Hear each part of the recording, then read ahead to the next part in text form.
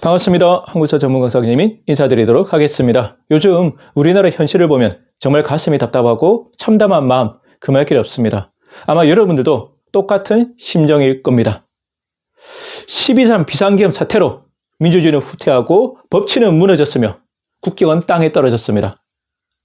이 대한민국이 지금 전대미문의 위기와 혼란에 봉착해 있습니다. 그럼에도 불구하고 저 내란 주도 세력인 윤석열 정권과 또 이에 동조하는 국민의힘 그리고 그 후 세력들은 진정 어린 참여나 반성커녕 아직도 후한무치한 변명으로 일관하고 있습니다. 게다가 지금은 자신들의 권력을 유지하고 되찾기 위해서 오히려 역습에 나섰죠. 그 전형적인 자신들의 수법 있지 않습니까? 색깔론, 또 빨갱이 프레임, 좌파 프레임을 들고 나왔습니다. 민주당인 같은 야당 세력은 물론이고 이제는 법원, 헌법재판소까지 빨갱이로 몰아가고 있습니다. 우리 국민들이 여러분 정신 바짝 차려야 됩니다. 지금 극우들의 총공시가 시작되었거든요. 쟤네들이 지금 잘못된 뉴스, 잘못된 정보, 잘못된 역사를 퍼뜨리면서 국민들을 지금 호도시키고 있습니다. 지금 그 또 선두에는 여러분 누가 서 있는지 알죠? 바로 한때는 한국사를 대표하는 스타 강사였던 전한길 씨가 서 있습니다. 저 사람이 이제 극우의 앞잡이가 돼서 온갖 망언과 개변을 늘어놓고 있습니다. 차마 눈뜨고 볼 수 없는 형국이에요. 예전에는 이승만과 박정희를 미화하더니 그 다음에는 이제 선관위를 공격해서 부정선거 의혹을 제기하더니 이제는 윤석열을 두둔하면서 윤석열이 복귀해야 된다고 하더니 이제는 헌법재판소를 공격하면서 헌법재판소를 마치 국민들이 휩쓸 것이다. 마치 내란 선동에 해당되는 듯한 발언까지 쏟아내고 있으면 그 사람의 수위가 점점 올라가고 있죠. 만약 헌법재판소가 바뀌지 않는다면 국민들이 헌법재판소를 휩쓸 것이다. 마치 정광훈의 그 발언하고 별로 다를 바 없습니다. 지금 쟤네들이 총공시에 나섰거든요. 그래서 우리도 정신 바짝 차려야 됩니다. 우리 국민들이 정치와 역사, 특히 바른 역사에 관심을 가져서 저들의 실체를 똑똑히 알아야 됩니다. 그러면 국민의힘을 절대 뽑을 일이 없어요, 여러분. 그래서 오늘은 여러분들한테 어떤 이야기를 들려드릴 거냐. 바로 우리 현대사의 가장 중요한 순간이자 또 아픈 순간이었던 바로 반민특위 사건을 좀 알려드릴까 합니다. 이 반민특위가 해산당하고 친일 청산을 하지 못했기 때문에 저 윤석열 정권과 국민의힘, 저런 극우 세력들이 지금도 준동하고 있다. 왜냐하면 여러분 제가 항상 반복해서 말씀드렸다시피 저들은 결코 보수우파가 아닙니다. 보수우파의 탈을 쓰고 있는 친일 매국노, 극우 집단일 뿐입니다. 그 뿌리가 친일 매국노로 가거든요. 오늘 그 이야기를 좀 해드릴까 합니다. 자, 해방된 이후에 이 친일 매국노들은 굉장히 불안했었겠죠. 왜냐하면 이제 자기들 죽었다고 생각했거든요. 실제로 해방된 이후 우리 민족의 2대 과제가 있었습니다. 첫째는 바로 친일 청산이고 두 번째는 토지 문제 개혁이었죠. 자, 친일 청산 될 거라고 생각했는데 자기들한테 우호적인 환경이 일단 조성됩니다. 남북이 분단되고 반공이 중요한 이슈가 되죠. 그러면서 자기들이 재빠르게 신분 세탁을 합니다. 어떻게 신분 세탁하느냐? 바로 친미, 반공, 애국 세력으로 둔갑하는 것이죠. 소위 말해서 보수 우파의 탈을 쓰게 되는 겁니다. 그래서 우리나라 보수 우파의 출범은 바로 이 친일 매국노에서 시작된다. 정말 안타까운 일이죠. 하지만 1948년에 이제 재헌국회가 만들어지고 재헌헌법이 여러분 만들어지지 않습니까? 그런데 재헌헌법 제101조에 반민족 행위를 처벌할 수 있는 규정이 들어가게 됩니다. 그래서 재헌헌법 제101조에 근거해서 1948년 9월 그 유명한 반민족행위 처벌법이 만들어지게 되고 이 반민족행위 처벌법에 근거해서 드디어 1948년 10월 그 유명한 반민족행위 특별조사위원회가 구성됩니다. 여러분 많이 들어보셨죠? 정식 이름은 좀 깁니다. 반민족행위 특별조사위원회. 근데 너무 기니까 우리가 흔히 뭐라고 하죠? 줄여서 반민특위라고 부르게 되는 단체입니다. 굉장히 독특하고 특별한 단체입니다. 일단 헌법에 근거한 헌법기구이면서도 1945년 8월 15일 광복 이전에 반민족 행위를 처벌할 수 있는 특별한 단체죠. 그리고 그 권력과 권한도 상당했습니다. 일단 위원장으로는 이제 김상덕 선생님이 오게 되고 일단 특별재판부가 만들어져요. 그 안에 특별재판부가 있고 특별검찰부가 있고 그리고 특별경찰대도 두고 있습니다. 특별재판부, 특별검찰부, 특별경찰대를 두고 있죠. 상당한 세력을 가지고 있었습니다. 그리고 중앙조직과 지방조직으로 나뉘게 되는데 중앙조직에는 중앙사무국이 있었고 지방조직에는 국의 도의 도조사부가 따로 있습니다.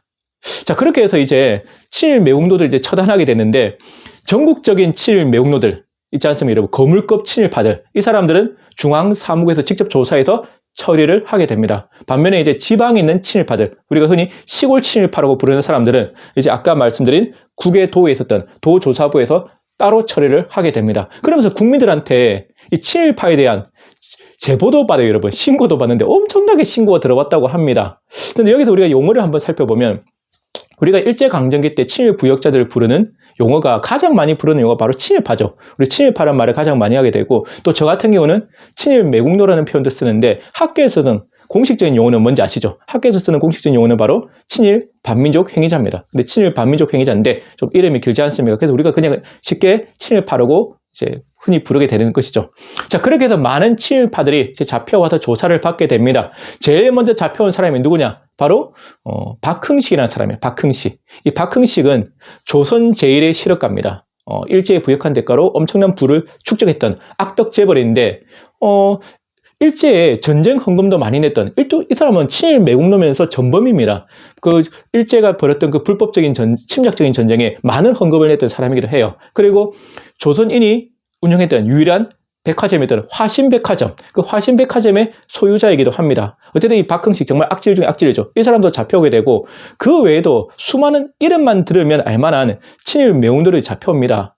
그 문학계 여러분 아시죠? 춘원 유광수, 육당 최남선, 그 다음에 종교계, 실제로는 3.1운동 민주대표 33분 중에 한 분이었던 최린 같은 사람들, 그 다음에 악질적인 친일 경찰들 있지 않습니까? 고문경찰로 유명한 뭐 김태서, 노덕술 이런 사람 다, 노덕술은 솔직히 너무나도 유명해서 모르시는 분이 없죠. 노덕술 같은 잡혀오고 뭐 박중양 같은 이또 히로부미 양자로 불렸던 악질 중에 악질, 이 박중양 같은 사람도 잡혀오게 되죠. 그러면서 이제 조사를 하게 됐는데 문제는 뭐냐? 이 친일 매국노들이 가만히 있겠습니까? 자기들 죽게 되는데 이 친일 매국노들 지금은 보수 파이터를 썼지 않습니까? 지금은 똑같은데 이들의 총공시가 시작됩니다. 지금도 윤석열 정권이 그리고 국민의힘이 극우 세력들이 12.3 비상기금 사태로 수세에 몰리니까 다시 어떻게 되면 권력을 찾기 위해서 빨갱이 공세를 펼치면서 총공시에 나섰지 않습니까? 그때도 똑같아요. 얘네들이 살기 위해서 반민특위를 공격하는데 공격하기 가장 좋은 빌미는 뭡니까? 바로 애나 지금이나 색깔론이죠. 항상 전애들의 공격 수법은 색깔론, 빨갱이입니다. 저도 그렇게 맨날 빨갱이 공세를 받지 않습니까? 나중에 제가 그 중에서 계속 상습적으로 한 사람 잡아서 제가 고소할 생각입니다. 저는 빨갱이가 아니거든요. 공산주의자가 아니라 자꾸 빨갱이를 하니까 딱 그 사람들 증거 수집해서 바로 이제 고발을 해야겠죠. 저도 이제 기회를 보고 있는 중입니다. 아무튼 빨갱이가 아니고 저는 절대 북한 사회주의를 좋아한 적도 없고 공산주의를 좋아한 적도 없고 북한 체제를 동조한 적도 없는데 빨갱이를 한다. 이 잘못된 거지 않습니까? 이때도 마찬가지예요. 이 극우 세력들이 반민특위 요인들을 갖다가 빨갱이로 공격한 겁니다. 그러면서 자기들끼리 이제 방공 집회를 열어요. 똑같죠? 지금의 그것도 똑같습니다. 방공 집회를 열어서 그 방공 집회에서 이제 반민특위를 공격하는 막 규탄하는 이런 시위를 벌이게 되는 겁니다. 그런데 문제는 뭐냐면 이 친일 매국노들 뒤에는 바로 누가 있었다? 대한민국 대통령이었던 이승만이 있었던 겁니다. 이 이승만과 친일 매국노가 손을 잡게 됐는데 지금으로 똑같죠. 윤석열하고 극우 세력 한 몸이지 않습니까? 그럼 이승만은 그래도 나름대로 그래도 독립운동가 출신이고 강력한 반일주의자는 맞거든요. 이승만이 친일 매국노를 중용했다고 해서 그 사람은 친일파는 아니에요. 그 사람 이승만의 행적을 보면 처음부터 끝까지 일본은 굉장히 싫어했었거든요. 그랬던 사람이 이 시점에서 왜 친일 매국노랑 손을 잡았냐 보면 현실적인 이유가 있었던 것이죠. 자신의 정권, 권력 유지를 위해서는 친일 매국노들의 도움이 굉장히 필요했던 겁니다. 이승만 정권을 떠받치는 두 개의 큰 축이 일단 군과 경찰인데 이 군과 경찰의 상당수가 친일 매국노들입니다. 특히 이 경찰 같은 경우는 이 경찰 조직 같은 경우는 거의 대다수가 바로 친일 경찰이에요. 그러니까 만약에 반민특위가 활동을 해서 이 친일 경찰을 다 잡아가 버리면 이승만 정권 자체가 유지될 수 없는 겁니다. 그래서 이승만은 자기의 정권, 권력 유지를 위해서 반민특위를 해산시키고 친일 매국노들을 구출해야 될 필요성이 있었던 것이죠. 반면에 친일 매국노들 입장에서 보면 자기들을 지켜줄 수 있고 보호해줄 수 있는 유일한 사람이 바로 이승만이거든요. 김구는 아니죠. 백범 김구 선생은 친일파 척결에 강경한 입장을 가지고 있었거든요. 그래서 결국 이 두 사람의 이해관계가 맞아떨어졌다. 그래서 이승만과 친일 매국노들, 지금은 보수파에 탈했었죠. 이 두 세력이 전략적 동맹을 맺게 되는 겁니다. 그러면서 이제 반민특위를 공격하는데 색깔론으로 엄청나게 공격합니다. 실제로는 반민특위 요인들을 납치해서 암살하려는 계획까지 세웠습니다. 물론 미수에 그쳤지만. 그리고 이승만 자체도 처음부터 끝까지 계속 반민특위에 대해서 강한 반대를 했던 사람이에요. 그래서 실질적으로 보면 우리가 오늘 반민특위 사건을 다루고 있지만 반민특위가 해산당하고 친일 청산을 하지 못했던 가장 큰 이유는 바로 이승만의 방해와 압력 때문이다. 이렇게 볼 수 있겠죠. 아무튼 이들의 공세는 1949년에 절정에 달하게 됩니다. 그래서 1949년 5월에 그 유명한 국회 프락치 사건이 터지게 됩니다. 여러분 들어보셨죠? 국회 프락치 사건. 이게 무슨 사건이냐면 한 10명 정도의 국회 소장파 국회의원이 잡혀갑니다. 이 좀 진보적인 성향을 가진 소장파 국회의원이거든요. 이분들이 뭐 잡혀간 이유는 뻔하죠. 국가보안법 위반이고 남로당의 간첩, 프락치라는 이유로 잡혀갑니다. 그래서 엄청난 고문을 받게 되는데 문제는 지금까지도 이 국회 프락치 사건이 미스테리로 남아있죠. 왜냐하면 빨갱이라고 잡아갔는데 빨갱이라는 증거가 안 나왔거든요. 실제로 그래서 이거는 대표적인 용공 조작 사건. 이제 빨갱이가 아닌데 빨갱이로 몰아간 거죠. 남로당 간첩이라고. 근데 왜 제가 이 사건을 말씀드리냐면 이 국회 프락치 사건이 반민특위 해산 사건하고도 밀접한 관련이 있습니다. 아까 잡혀갔던 그 소장파 국회의원 10분이 계시지 않습니까? 이분이 반민특위의 가장 강력한 지지자들 중에 한 분이었거든요. 그러면 이승만과 친일 매운들의 생각은 뭐냐면 국회 프락치 사건으로 이제 반민특위도 빨갱이로 엮어서 힘을 빼놓겠다 이런 전략을 볼 수 있겠죠. 실제로 이 반민특위의 활동을 놓고 이승만은 강력한 반대를 했었고 처음부터 끝까지 반대를 했었고 이 반민특위를 지지했던 또 강력한 지지자가 누구냐면 바로 백범 김구 선생입니다. 그러니까 백범 김구 선생하고 이승만은 정치적으로도 최대 라이벌이지만 이 반민특위 활동과 친일 청산을 놓고도 완전히 대결 구도를 가지고 있었던 대척점에 서 있었던 거죠. 그래서 어쨌든 1949년 5월 국회 프락치 사건으로 이제 반민특위를 빨갱이로 엮을 수 있는 빌미가 생기죠. 힘을 좀 뺐죠. 그 다음에 1949년 6월 6일 그 유명한 반민특위 습격 사건이 터집니다. 정식 이름은 반민특위 습격 사건이고 이 사건이 6월 6일날 일어났기 때문에 6.6 사건이라도 합니다. 이 친일 경찰들이 이제 자기들이 살기 위해서 지금하고 똑같죠. 자기들이 살기 위해서 어떻게 돼요? 무력을 불법적으로 동원합니다. 이게 참 문제가 뭐냐면 청산되어야 될, 척결되어야 될 이 친일 경찰들이 강력한 무력을 가지고 있었다. 이게 참 비극이긴 한데 어쨌든가 이 친일 경찰들이 무력을 불법적으로 동원해서 반민특위를 습격합니다. 습격해서 반민특위 소속의 특별경찰대를 무장 해제시키고 그 친일파를 조사했던 서류 있잖아요. 그걸 다 압수해 가버립니다. 그래서 이 6.6 사건으로 반민특위의 힘이 엄청나게 빠지게 된 거죠. 사실상 와해 단계로 가게 됩니다. 게다가 그 더 결정적인 사건이 뭐냐면 바로 얼마 안 돼서 1949년 6월 26일 민족의 비극이 벌어지지 않습니까? 우리 민족의 영원한 스승이자 지도자였던 백범 김구 선생님이 경교장에서 안두의 흉탄에 의해서 암살당하십니다. 이 김구 선생 암살도 왜 중요한 사건이냐면 물론 여러 가지 정치적 이유가 있죠. 이승만 입장으로서는 가장 강력한 정치적 라이벌을 제거한다는 의미도 있지만 이 반민특위의 가장 강력한 후원자자 정신적 지주였던 김구 선생을 제거하면서 반민특위를 힘을 완전히 빼게 되는 결정적 사건인 거예요. 그러니까 우리가 백범 김구 선생 암살에는 이 반민특위와 관련된 이러한 정치적 의도도 있었다. 참 슬프죠. 어쨌든가 이제 김구 선생마저 암살당하면서 반민특위는 모든 힘을 상실하게 됩니다. 그러면 반민특위 할 수 있는 일이 없죠. 그래서 바로 그 다음 달인 1949년 7월 반민특위 위원장이었던 김상덕 선생님하고 반민특위 핵심 간부가 전부 다 사표를 쓰게 됩니다. 그리고 1949년 9월에는 이 반민특위법이 개정됩니다.